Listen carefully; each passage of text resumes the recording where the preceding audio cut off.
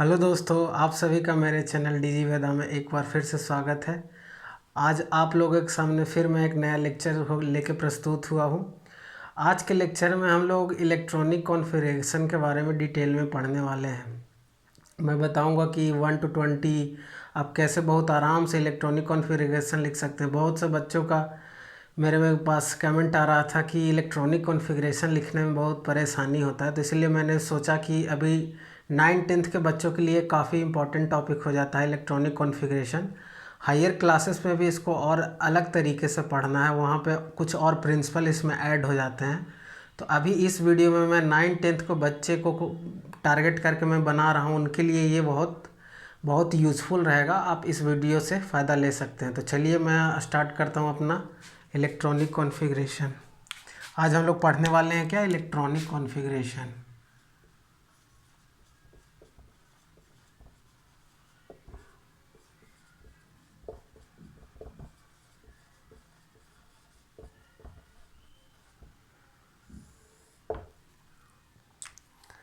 देखिए, आप लोग सब 9th क्लास में पढ़ चुके होंगे कि एटम क्या होता है, एटॉमिक नंबर क्या होता है, एटॉमिक मास क्या होता है। अगर नहीं पढ़ा है, अगर उसके बारे में आप नहीं जानते तो प्लीज़ मेरे चैनल पे जाइए, और ये सारी चीज़ें का मैंने वीडियो अपलोड करके रख दिया है। एकदम एक्सप्लेन्ड मैंने अच्छे से किया है, उसमें आपको कोई भी कन्फ्यूज़न नहीं होगा। एटॉमिक नंबर, मास नंबर मैंने पूरे अच्छे तरीके से अपने चैनल पे एक्सप्लेन किया है। तो अगर आपको डाउट है तो उस आप मेरे चैनल पे विजिट करके प्लेलिस्ट में जाके आप उसको देख सकते हैं। तो देखिए, अब बात आती है कि इलेक्ट्रॉनिक कॉन्फ़िगरेशन। सबसे पहले जानिए कि एटम जो होता है, एटम के अंदर क्या होता है। एटम के अंदर इलेक्ट्रॉन, प्रोटॉन और न्यूट्रॉन होता है। तो एटम के अंदर ये जो दोनों पार्टिकल होते हैं, प्रोटॉन प्लस न्यूट्रॉन, इनको न्यूक्लियॉन्स भी बोला जाता है। ये न्यूक्लियस में रहता है। और इलेक्ट्रॉन है, ये चारों तरफ ऑर्बिट में घूमते रहता है। इलेक्ट्रॉन है, ये चारों तरफ ऑर्बिट में घूमते रहता है। तो इसी का हम लोग पढ़ने वाले हैं कि ये घूमता है तो किस तरह से, कैसे सेल में इसका डिस्ट्रीब्यूशन होता है, कैसे सब सेल में होता है, फिर सब सेल के अंदर फिर कैसे ऑर्बिटल हो जाता है। तो उसके बारे में हम लोग पढ़ने वाले हैं। तो चलिए आज इसको स्टार्ट करते हैं, इलेक्ट्रॉनिक कॉन्फ़िगरेशन को। सबसे पहले इलेक्ट्रॉनिक कॉन्फ़िगरेशन लिखने के लिए आपको 1 से 20 तक इलेक्ट्रॉनिक नंबर मतलब एटॉमिक नंबर आपको याद होना चाहिए। एटॉमिक नंबर 1 से 20 तक याद होना चाहिए। जैसे हाइड्रोजन का 1 होता है, helium 2, lithium 3, beryllium 4, boron 5, carbon 6, nitrogen 7, oxygen 8, fluorine 9, sodium इसका 11 हो जाता है, मैग्नीशियम 12, एल्युमिनियम 13, सिलिकॉन 14, फिर phosphorus 15, sulphur 16, chlorine 17, argon 18, potassium 19, calcium 20। तो ये 1 से 20 तक आप इसको मेमोराइज कर लीजिएगा। Hydrogen, helium, lithium, beryllium, boron, carbon, nitrogen, oxygen, fluorine, neon, sodium, magnesium, aluminium, silicon, phosphorus, sulphur, chlorine, argon, potassium, calcium. 1 से 20 तक जब आपको एटॉमिक नंबर एकदम अच्छे से मेमोराइज रहेगा तो आप इलेक्ट्रॉनिक कॉन्फ़िगरेशन लिखने में कभी भी कंफ्यूज नहीं होइएगा। देखिए, अब होता क्या है कि अभी आप लोगों ने पढ़ा होगा कि किसी भी सेल में 9th क्लास में पढ़ना है कि जो मैक्सिमम नंबर ऑफ इलेक्ट्रॉन होता है 2n², जहाँ n बराबर क्या है, नंबर ऑफ सेल है। और सेल को हम लोग क्या से डिनोट करते हैं, सेल को हम लोग डिनोट करते हैं KLMN से डिनोट किया जाता है। तो देखिए, अगर K सेल की बात की जाए तो K सेल, ये फर्स्ट सेल हो गया, इसको 1। तो अगर K में बात किया जाए कि मैक्सिमम कितना इलेक्ट्रॉन रह सकता है, तो n बराबर जब हम लोग 1 पुट करेंगे तो K में कितना हो जाएगा, 2 इलेक्ट्रॉन। K में कितना हो जाएगा, K में 2 इलेक्ट्रॉन। इसी तरह से अगर हम लोग L की बात करें तो L में 2n², 2 इंटू L बराबर n = 2 होता है। तो 2 पुट करेंगे तो कितना हो जाएगा, 8 हो जाएगा। K में 2 इलेक्ट्रॉन, L में 8 इलेक्ट्रॉन, KLM में उसी तरह से हम लोग 2n²।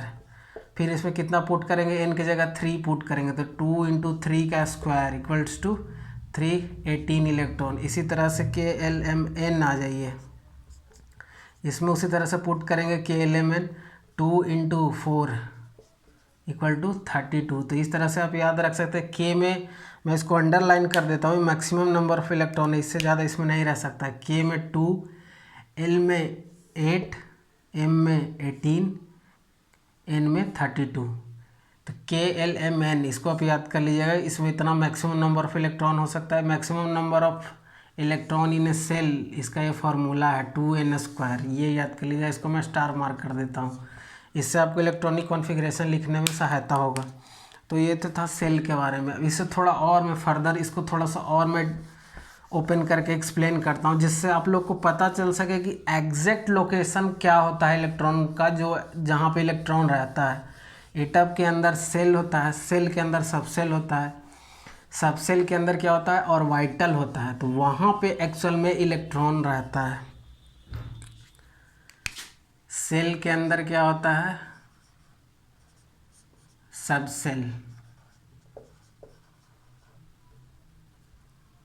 सबसेल्स, जिसको ऑर्बिटल ऑर्बिट बोला जाता है, भाई ऑर्बिट भी इसको बोलते हैं। इसके अंदर क्या रहता है ऑर्बिटल। ऑर्बिट और ऑर्बिटल टू डिफरेंट थिंग है, एक चीज़ नहीं है। सेल के अंदर सबसेल, सबसेल के अंदर ऑर्बिटल। ये देखिए, तो ये बहुत ही इम्पोर्टेंट है, इसको भी मैं ब्रैकेट में लिखता हूँ, इसको भी आप अच्छे से अपने नोटबुक में लिख लीजिए कि सेल के अंदर सबसेल, जिसको ऑर्बिट भी बोलते हैं, उसके अंदर ऑर्बिटल। जैसे मैंने अब के का बात किया, तो के के अंदर कौन कौन सा सबसेल होगा, एस होगा। एल के अंदर बात किया जाए कि एल के अंदर कौन कौन सा सबसेल होगा, एस होगा, पी होगा और डी भी होगा। KLM की बात की जाए तो S P D F, LM KLM, तो लास्ट में क्या अपन आ जाएगा, अपन का N आ जाएगा। तो इसमें भी क्या होगा S P D F, इस तरह से इसमें ये क्या हो गया, ये है सेल और ये क्या है सबसेल। और सबसेल के अंदर मैंने एक चीज़ और बताया कि ऑर्बिटल भी होता है। तो देखिए ऑर्बिटल को मैं बताता हूँ। एस के अंदर एक ऑर्बिटल होता है, इसको इस तरह से दिखाते हैं। पी के अंदर एस का तो ये यहाँ हो गया तो ऐसी सेम रहेगा। पी का जो ऑर्बिटल होता है, पी उसमें ऐसा रहता है, ऐसा घर बना हुआ रहता है, इसके अंदर इलेक्ट्रॉन रहता है, 3 ऑर्बिटल होता है। SP के अंदर, डी का बात किया जाए तो इसके अंदर 5 ऑर्बिटल होता है, 1 2 3 4 5।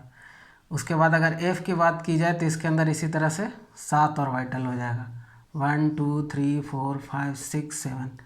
इसके अंदर इलेक्ट्रॉन रहता है। तो ये बहुत ही इंपॉर्टेंट है, ये पूरे को मैं ब्रैकेट में कर रहा हूँ, इसको आप लिख लीजिए आराम से, इसको आप लिखिए अच्छे से, ये बहुत ही इंपॉर्टेंट है। बहुत लोग कंफ्यूज हो जाते हैं। जैसे इसको मैं एक एनालॉजी से बताता हूँ कि इलेक्ट्रॉन का एग्जैक्ट लोकेशन होता क्या है। जैसे आप जिस घर में रहते हो, तो आपका एक घर है, घर के अंदर कमरा है, कमरा के अंदर सोने के लिए आप क्या यूज करते हो, पलंग हो गया, चौकी हो गया, फोल्डिंग हो गया, खटिया हो गया, जो भी होगा उसको आप यूज करते हो, उस पर सोते हो। उसी तरह से एटम के अंदर क्या रहता है सेल, सेल के अंदर सबसेल, सबसेल के अंदर ऑर्बिटल, ऑर्बिटल के अंदर इलेक्ट्रॉन। जो एग्जैक्ट लोकेशन है, जो एग्जैक्ट पोजीशन है इलेक्ट्रॉन का, वो इस यहीं पे है ऑर्बिटल में, यहीं पे इलेक्ट्रॉन रहता है, यहीं पे।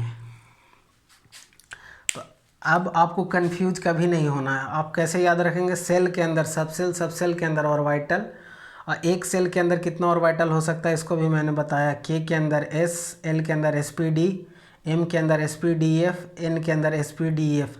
और ये कैसे कैसे रहता है अभी मैं ये 1 से 20 तक लिख के बताऊंगा, उसमें इसको भी क्लियर करके जाऊंगा, क्लियर करूंगा।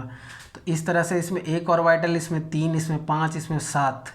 तो इस तरह से आप देख सकते हैं exact location of electron in orbitals. तो ये तो था सेल, सबसेल, ऑर्बिटल्स के बारे में। अब देखिए हम 1 से 20 तक इलेक्ट्रॉनिक कॉन्फ़िगरेशन लिखना सीखते हैं।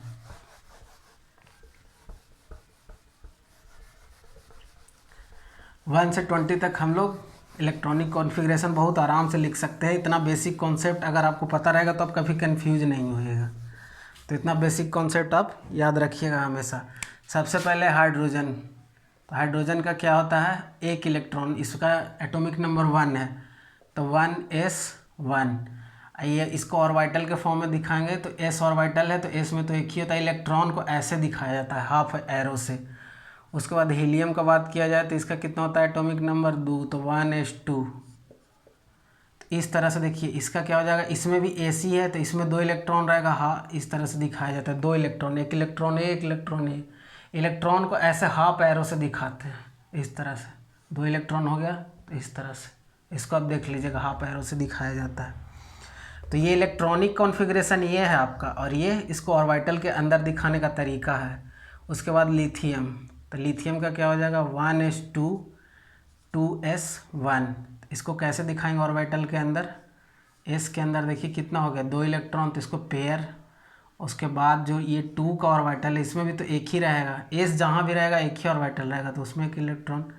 उसके बाद फिर बेरिलियम हो गया, तो इसका क्या हो जाएगा 1s2 2s2। इसमें भी ऑर्बिटल फॉर्म में कैसे रखेंगे, 2 इलेक्ट्रॉन 1 2, इसी तरह से इसमें भी 2 इलेक्ट्रॉन।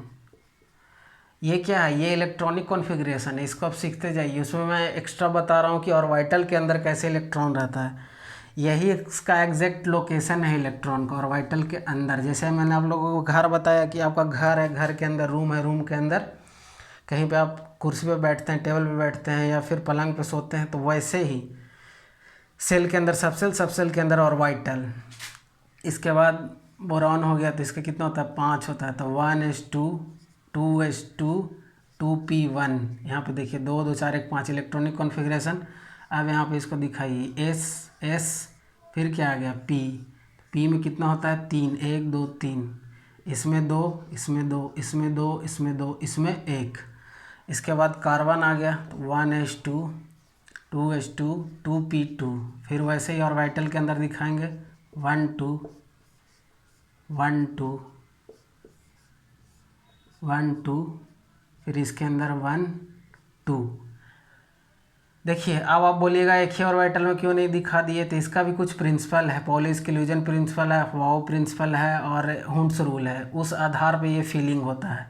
तो ये आप लोग को हायर एस क्लासेज 11th में जानना है, तो अभी जानिए कि पेयरिंग नहीं होता, पहले हाफ फील्ड करते हैं, क्योंकि इलेक्ट्रॉन का जो फीलिंग होता है वो लोअर एनर्जी से हायर एनर्जी के तरफ होता है। इलेक्ट्रॉन का जो फीलिंग होता है लोअर एनर्जी से हायर एनर्जी, उसको कैसे लिखते हैं अभी मैं ये कंप्लीट कराने के बाद वो भी बताऊंगा कि कैसे 1s 2s इस तरह में कैसे ऐसे इलेक्ट्रॉन होता है। ये वाला एक मेथड होता है, ये भी मैं बताऊंगा उसको। तो ये कार्बन हो गया। उसी तरह से आप नाइट्रोजन के देख लीजिए, तो नाइट्रोजन का कितना हो जाएगा 1s2 2s2 2p3, कितना हो गया 3 2 7। इस तरह से इसको दिखाइए, यहाँ तक तो ऑलमोस्ट सेम ही रहेगा। इसमें फिर आ जाइए 1 2 3 हो गया, फिर 3। एक साथ पेयर मैंने बोला कि पहले हाफ फील्ड होता है तो वो ज़्यादा स्टेबल होता है। उसके बाद ऑक्सीजन आइए 1s2 2s2 2p4।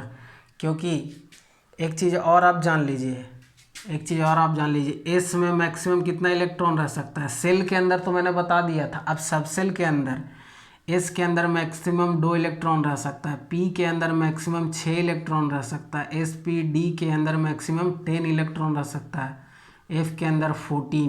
तो इसको आप अपने नोटबुक में स्टार मार करके लिख लीजिए कि किस सब सेल में। सेल में मैंने बताया था 2n² maximum number of electron shell में, और सब सेल में एस में मैक्सिमम 2, मैक्सिमम इतना रह सकता है, मिनिमम देखिए रह सकता है, मिनिमम यहाँ पे 4 है, तो मैक्सिमम इससे ज़्यादा नहीं हो सकता, कम रह सकता है। तो इसको मैं यहीं पे अभी रहने दे रहा हूँ, इसको आप देख अच्छे से अपने नोटबुक में लिख लीजिए। तो यहाँ पे देखिए फिर 1s आ गया, तो यहाँ पे डबल, फिर 2s आ गया, फिर डबल, उसके बाद फिर 2p4। तो p में कितना ऑर्बिटल होता है 3 ऑर्बिटल होता है 1 2 3। तो इसमें सबसे पहले सिंगल फिलिंग होगा, उसके बाद इसका पेयरिंग होगा। ऑक्सीजन के बाद अपना क्या आ जाता है फ्लोरीन। तो फ्लोरीन का कितना होता है 9, तो 9 होता है, तो 1s2 2s2 2p5। इसको फिर उसी तरह से दिखाएंगे डबल, फिर डबल, फिर इसका क्या हो जाएगा p ऑर्बिटल है तो p में 3 होगा, तो 1 2 3। उसके बाद कितना 5 है, तो पेयरिंग करेंगे, तो इस तरह से पेयरिंग सॉरी यहीं तक होगा, क्योंकि यही में इतना हो गया 2 2 4 1 5, यहाँ पे ये नहीं रहेगा, सिर्फ यहाँ पे लास्ट में एक इलेक्ट्रॉन है। तो ये फ्लोरीन का हो गया। इसी तरह से आप 20 तक सब का बहुत आराम से लिख सकते हैं, और मैं सबका इससे आगे बताता हूँ, इसको मैं रफ कर रहा हूँ। तो इस तरह से आप देख रहे होंगे किस तरह से सेल के अंदर, सब सेल के अंदर ऑर्बिटल। तो आगे का मैं इलेक्ट्रॉनिक कॉन्फ़िगरेशन बताने से पहले एक और मैं एनर्जी वाला जो रूल होता है वो बता देता हूँ, वो भी काफ़ी इंपॉर्टेंट है।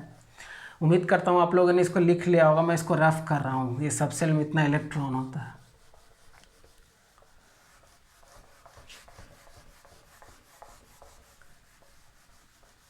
तो देखिए, जो मैं अभी रूल की बात कर रहा था वो किस इस तरह से होता है। सबसे पहले इसको आप इस तरीके से लिख लीजिएगा, एकदम same format, 2s 1s 2s 2p 3s 3p 3d 4s 4p 4d 4s 4f आ जाएगा यहाँ पे, 5s 5p 5d 5f 6s 6p 6d 6f, उसके बाद 7s 7p। तो देखिए, इसको याद करने का सबसे अच्छा तरीका है, सबसे पहले एरो बनाइए। एरो हेड इस तरह से बनेगा, एरो हेड इस तरह से रहेगा। एरो बनाइए इस तरह से, इसको स्ट्रक आउट करिए, मतलब काटिए इसको। इसको ऐसे आप काट रहे हैं, इसको आप काटिए, स्ट्रक आउट कर दिए। उसके बाद देखिए इलेक्ट्रॉन का फीलिंग कैसे होता है, इसको मैं रेड से बता रहा हूँ ताकि आप अच्छे से समझ सकें। सबसे पहले कहाँ पे इलेक्ट्रॉन जाएगा? सबसे पहले 1s में जाएगा। 1s के बाद कहाँ जाएगा? ये आपका 1s के बाद यहाँ से ये सीधा क्या हो जाता है, देखिए यहाँ पे मैंने थोड़ा सा ये रफ इसको कर देता हूँ। 1s के बाद देखिए कहाँ पे ये जाएगा, ये ऐसे। 1s के बाद कहाँ पे जाता है? 1s के बाद जाता है 2s में, मतलब इसका हेड से इसका टेल मिलाना है, मतलब एरो का हेड से टेल। 2s के बाद कहाँ जाता है? 2p में, उसके बाद 3s में, उसके बाद ऐसे ही 3p, उसके बाद 4s, उसके बाद 3d 4p 5s, उसके बाद ऐसे 4d 5p 6s and so on. इसी तरह से फिर लास्ट में 7s में। तो अगर आपको याद नहीं रहे तो झट से आप इसको रफ में कट करके देख लीजिए किस में जाता है। तो यहाँ पे देखिए, इसको आप क्या बोल सकते हैं, इसको K, इसको L, ये हो गया KL, इसको M, इसको N, इसी तरह से आप इसको डिनोट कर सकते हैं। तो K के अंदर एक सब सेल के अंदर कितना इलेक्ट्रॉन? S के अंदर 2 इलेक्ट्रॉन, उसके बाद L के अंदर 2 सब सेल S और P, M के अंदर कितना सब सेल? S P और D, N के अंदर कितना सब सेल? S P D और F, और मैंने कितना इलेक्ट्रॉन होता है वही आपको सबको बता दिया है। तो ये जो प्रिंसिपल है इसको आप याद रखिएगा, तो कभी आप कंफ्यूज नहीं होइएगा कि कैसे इलेक्ट्रॉन जो है हमेशा lower energy to higher energy feel होता है, लोअर एनर्जी टू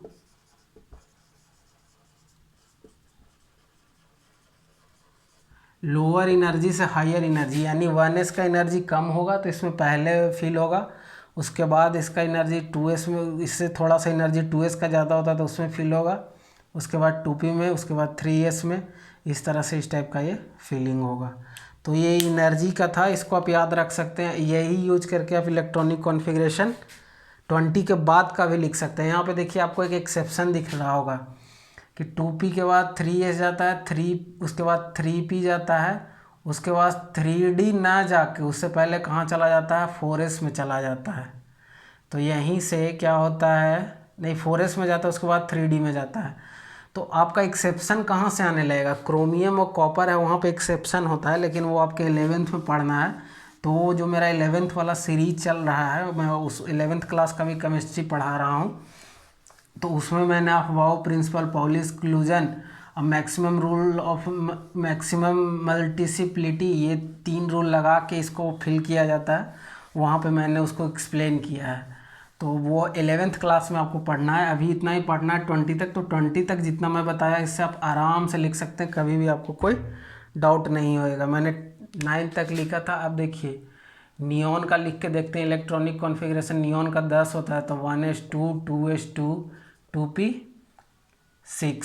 इसका अगर ऑर्बिटल फैशन में इसको दिखाया जाए तो इस तरह का होगा, S2 2 4। इसके बाद पी में कितना हो जाता है, 3 हो जाता है। तो फिर इसको वही करेंगे, पहले हाफ होता है लेकिन यहाँ पे तो फुल है तो आप इनिशियली ही फुल कर सकते हैं। उसके बाद सोडियम का देखिए तो सोडियम का 1s2 2s2 2p